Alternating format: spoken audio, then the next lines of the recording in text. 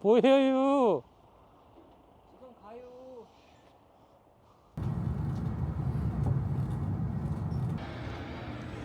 오늘 가정 전문 간호사 준비한 과정에 대해서 얘기를 좀 들어보고 싶은데 그거에 대해서 얘기를 좀 해줄 수 있어? 내가 알기로는 너가 대학병원 병동에서 일을 하고 수술실에서도 일을 했는데 갑자기 가정 전문 간호사 한다고 대학원을 갔어. 어쩌다가 이렇게 가게 된 거야? 일단 병동은 잠깐 있었는데 병동에 배치받고 안 맞았어. 일도 안 맞고 사람들도 나랑 안 맞고 모두 안 맞아서 응. 나오고 집 근처에 있는 대학병원으로 이제 수술실에 가게 된 거지.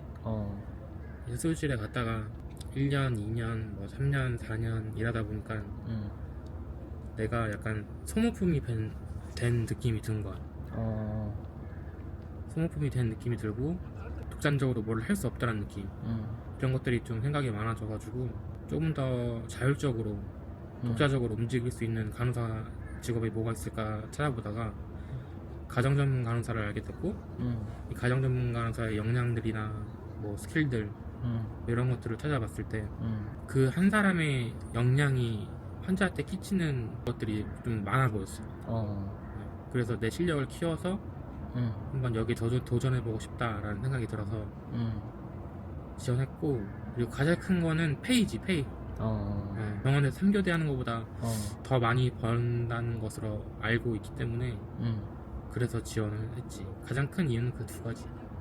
너가 혼자서 뭔가 독자적으로 일을 할 수 있는 부분, 거기서 보람을 느끼고 싶었고, 그리고 그에 맞는 높은 페이를 받을 수 있다는 점이 가정 전문 간호사를 선택하게 되는 계기가 됐던 거네.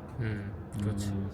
그러면 대학원도 되게 많이 있을 것 같은데 이제 어떻게 알게 됐고 어떤 원서들을 준비해서 입학을 하게 됐는지 그게 궁금해. 내가 지원했을 당시에는 가정전문대학원이 전국에 5개밖에 없었어. 그게 몇 년 전이었어?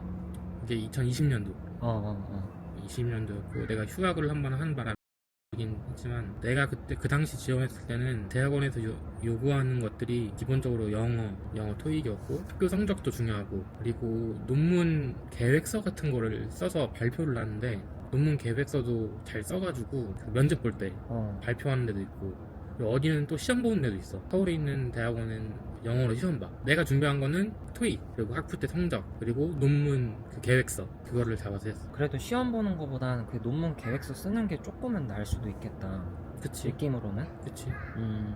그 경력 뭐 필수 조건이나 최소 조건 아니면 뭐 우대 조건 이런 것도 있었어? 일단은 가정 전문 간호사나 일반 다른 전문 간호사에 지원하려고 하면은 임상 경력 최소 3년이 필요해. 임상 경력을 쌓는 게 중요하지 먼저. 그러면 토익 그때 준비했을 때는 몇 점으로 준비했었어? 그때가 780인가? 아, 그렇게 높진 않았어. 그나마 내가 학부 때 성적이 두 개로 나눠지는데 최종 학력만 집어넣게 돼가지고 4학년 성적만 넣게 된 거야. 아, 4학년 때 내가 진짜 열심히 했거든. 어, 그래서 그것만 성적이 들어가가지고 아마 뽑힌 것 같아. 그러면 그렇게 해서 면접을 들어갔어. 그 면접의 느낌과 후기는 어땠어? 어려운 면접 질문이나 뭐 그런 거를 물어볼 줄 알았는데 그런 게 아니었어. 내가 많이 만족을 갔는데 몇 군데 면접, 4군데 가서 2군데 붙었어. 면접을 두 군데를?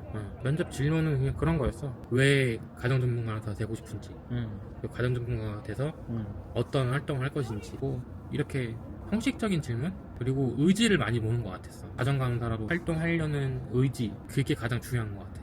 난 의지를 많이 비췄거든. 난 이러한 가정 간호사가 돼서 이런 활동을 하겠다라고 계속 어필을 했어, 면접관들한테.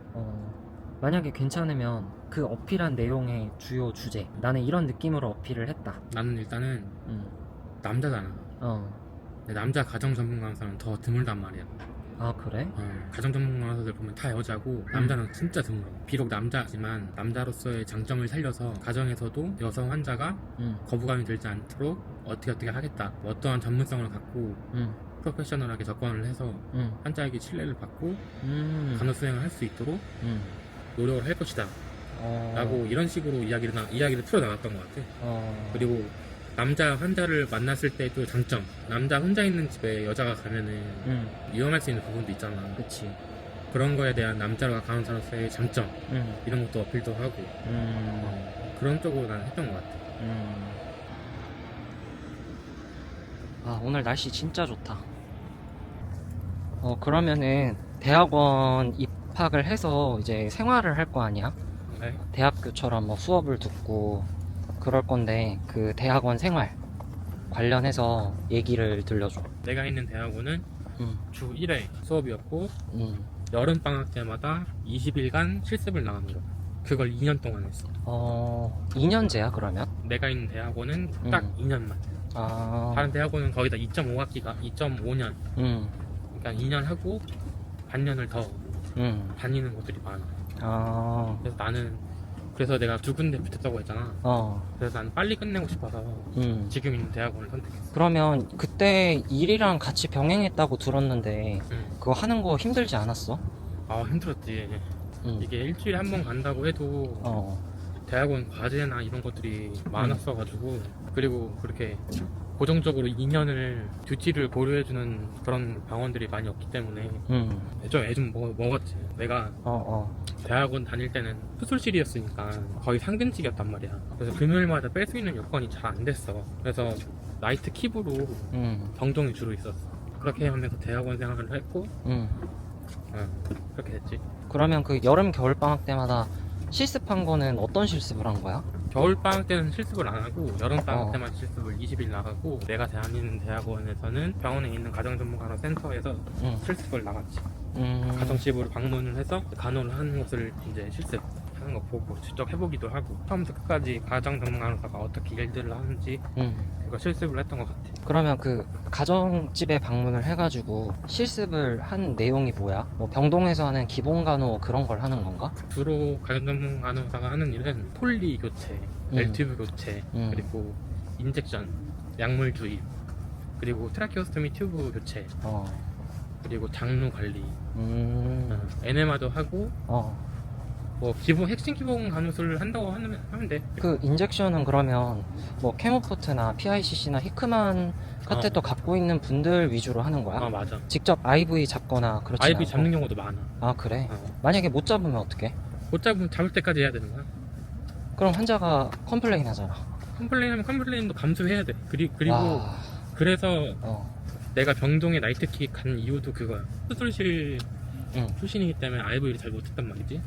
근데 나이트킥으로 갔을 때 IV만 하루에 한 2, 30번 하는 것 같아 진짜. 그렇게 해서 IV 연습, 일종의 연습을 하고 그러고 그렇게 스킬을 쌓아서 실습을 가가지고 좀 자신 있게 하고 그런 그치. 거였네. 이제 IV에 대한 두려움이 없어졌지. 그러면 일하면서 그 실습을 하는 게 쉽지 않았을 것 같은데 과제도 해야 되고 실습도 해야 되고 그러면은 그 사실상 근무랑 같이 하기 너무 힘든 거 아닌가? 제일 힘든 거지. 20일 응. 동안 실습을 나가야 되는데 그걸 응. 근무를 다 빼야 돼. 아, 그걸 해줄 수 있는 곳이 별로 없어. 그럼 그 고정적으로 근무가 있는 병원이면은 이 실습이랑 학교 다니려면은 병원을 거의 그만둔 못하고. 사람도 많아. 그래서 그러면 알바랑 병행하는 게 그나마 최선이겠구나. 돈을 벌면서 그 대학원을 다닐 거면. 나는 그렇게 했는데 어떻게 선생님들은 그 20일을 빼서 오더라고. 어떻게 해서든. 연차가 그러니까 내가 가장 어려. 우리 반에서 다 수간호사 선생님, 간호 과장 다 이런 분들이 지금 동기란 말이야. 다. 그래서 그런지 몰라도 어떻게 해서든 빼서 오시더라고. 그 평간호사면 근데 사실상 좀 어려운 부분이 많겠다. 힘들지. 눈치 보이지. 그치. 그럼 그 동기들 같이 대학원 들어온 동기들 중에 30살 뭐 비슷한 나이대 동기는 한 명도 없었어? 다 나보다 나이가 다 기본적으로 10살은 깔고 들어갔었어. 그 당시에. 남자는 몇 명 있었는데? 남자는 나 혼자. 그러면 지금 2년 마치고 졸업 과정에 있잖아? 이번 주 금요일 마지막 기말고사 시험. 12월 둘째 주인가? 기말고사 있고 그러고 나면 또 뭐가 있어? 이미 이전에 졸업 시험이랑 영어 시험, 영어 졸업 시험. 그러니까 일반 졸업 시험, 영어 졸업 시험, 그리고 논문. 이 세 개를 다 끝내야 돼. 그래야 졸업이 돼. 영어 졸업 시험은 어떤 시험이야? 약간 토익 같아. 토익 시험 같은 거를 100점, 100점 만점 중에 60점 이상 맞아야지 통과 같아. 그걸 통과 못하면 졸업이 안 돼. 토익보단 쉬웠던 것 같아? 토익이랑 비슷했던 것 같아. 대학원 내에서 그 영어 시험을 보는 거지? 대학원에서 자체에서 문제를 내. 그러면 영어 시험은 됐고 일반 시험은? 일반 시험은 일단 그거 우리가 때까지 배웠던 것들을 토대로 응, 전 과목을 토대로 해가지고 몇 과목 골라가지고 응. 문제를 내서 또 60점 이상. 아, 과목 선택을 해가지고 보는 거야? 어. 그리고 마지막 세 번째 시험은? 논문 논문 제출해야지. 논문 제출 다 했어? 나는 논문 제출은 안 했어. 그럼 졸업 못 하는 거 수료 아니야? 같아. 아, 수료만. 가정 전문 간호사를 따려면은 응. 대학원 수료 이상이면 되기 때문에 아, 나는 전문 간호사 그 자격증이 목적이었기 때문에 그러면 아니, 논문을 제출을 하면 석사가 되는 거네? 그렇지. 그래서 나는 이번 연도에는 논문을 안 쓰고 내년에 쓸 생각이야. 논문 제한이 4년인가 5년인가 이내에만 쓰면 되기 때문에 나는 이번 연도에는 일이 많고 뭐가 개인적인 사정이 있어가지고 바빠서 쓰지 못했고 내년에 아마 쓸 것 같아. 그러면 그 전문 간호사 시험 준비하려면 보통 기간을 몇 개월 잡아야 돼? 선배들은 거의 한 3, 4개월 잡았던 것 같아. 3, 4개월? 맨날 공부한다는 거 기준으로? 누구는 한 달 했다고 하고 누구는 3, 4개월 했다고 하고 약간 그냥 우리 학생 때 학부 때 간호사 국시 그냥 일반 간호사 국시 준비하듯이 하면 되고 하더라고. 대체로 국시보다 어렵다 그래? 내가 기출 문제를 몇 개 봤는데 어렵긴 훨씬 많이 더 높긴 높아. 과목이 뭐뭐 있어? 성인 간호학 기본 틀로 잡혀가지고 나와. 그러니까 임상 경력이 있으면은 풀 수는 있는데 좀 추가적인 지식이 필요한 정도? 공부를 해야 돼. 그냥 경력자들한테 막 엄청 어렵다 느낌은 아니겠네? 내가 시험 문제를 봤을 때 나는 어려워 보였어. 아, 그래?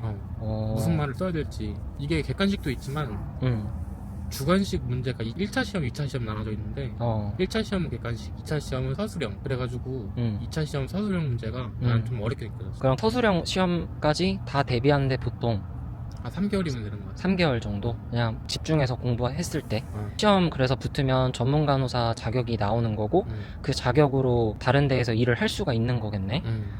그러면 그 졸업하고 나서 그렇게 전문 간호사를 따고 나서 실제로 현직에 계시는 선배님들은 어떤 식으로 취업을 해서 일하는지 알고 있는 게 있어? 두 가지로 나눠지는데 하나는 대학병원이나 종합병원 가정간호사실에서 근무하는 사람이 있고 프리랜서로 의원급이나 요양병원급에서 일하는 사람들이 있어. 이 두 가지로 나눠지게 돼. 대학병원으로 가면은 좀 중증도가 있는 막 티튜브 하고 카테터 같은 거 막 달고 있고 시스도 하고 있는 사람들도 있고 막 중증도가 높아. 대학병원 가정간호사실. 근데 일반 로컬로 가게 되면은 의원급이나 요양병원급으로 가게 되면은 좀 중증도가 낮아. 페이가 좀 더 높아.